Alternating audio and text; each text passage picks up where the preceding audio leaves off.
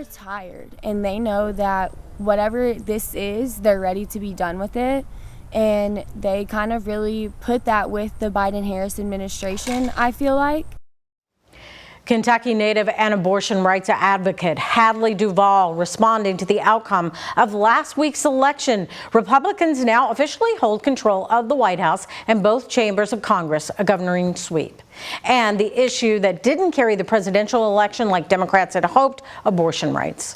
Isaiah Kim Martinez and our senior photojournalist Alyssa Newton are digging into why and what this means for potentially adding exceptions to the Kentucky abortion ban. But you were on the bus tour. Yeah, I was on there a lot. I would go and do 3 or 4 stops a day. Crisscrossing the country as a Harris campaign surrogate over the last several months. This is what's at stake. Kentucky's Hadley Duvall watched election night from battleground Arizona, where she tells me she had the feeling Donald Trump was going to win. People are living paycheck to paycheck.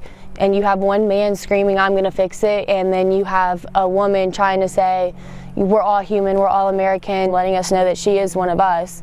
But at the end of the day, people are tired and don't want to hear that. They want to hear that you're going to put money in their pockets. Duvall, a survivor of rape and incest as a child, has become an advocate for reproductive rights, an issue Democrats put at the forefront of their presidential campaign. When you look at things like abortion, the majority of Americans are on the same side of the fence. However, it's not a determinator for half of Americans. That's the problem. And we came here to Lexington to talk to one of UK's top political experts, asking why reproductive rights didn't play a larger factor in the presidential election. Associate Professor of Political Science Stephen Voss. A lot of people who, if you focus them only on the abortion question, prefer more rights than a lot of states grant, nonetheless had other reasons that they chose to vote Republican anyway. The election results signaled issues like grocery prices and immigration playing a bigger role in the presidential vote, including here in Kentucky, where President-elect Donald Trump won by an even wider margin than in 2020. Senate President Robert Stivers. And people speak at the polls with their pocketbook. And so that's where I think he has seen the message that has resonated in heavily blue states. Not just red, but blue states. Efforts to protect or expand abortion rights passed in 7 of 10 states where it was on the ballot, including in Montana and Missouri, where Trump won handily. Even in Ruby Red, Kentucky, voters in 2022 rejected an amendment to eliminate the constitutional protection for an abortion. Just because voters agree or disagree with a candidate on any one issue does not guarantee they're going to vote based on that issue. Donald Trump received a lot of support from people who want abortion to be legal. Does Donald Trump's win take the pressure off Kentucky Republicans to pass an exceptions bill for cases of rape and incest? Exceptions he said 80% of the GOP supports.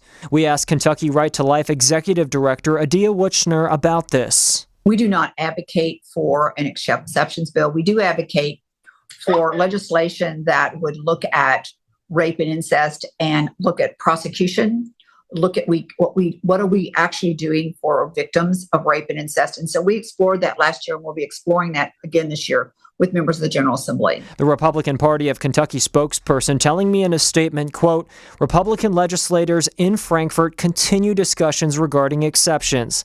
This is a deeply emotional topic with a wide range of perspectives on how to proceed. However, it wouldn't be appropriate for me to comment further as neither caucus has released its 2025 legislative priorities. What do you expect to happen here in the state when it comes to those bills this coming year? My expectations for the state of Kentucky are low.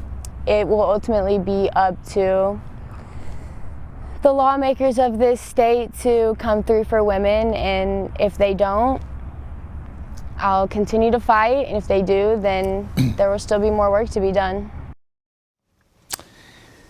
From Lexington, Isaiah Kim Martinez reporting on this story. And Kentucky's Attorney General Russell Coleman has been outspoken in support of exceptions for instances of rape and incest, telling us today in this statement, quote, "My position has not changed after listening to prosecutors, crime victims, and my family. I believe the law should be amended to include exceptions for rape and incest in addition to the existing exception for life and health of the mother." Coleman goes on to say this Main Street position is consistent with my faith, and I believe it is shared by most Kentuckians, including so many who consider themselves pro-life.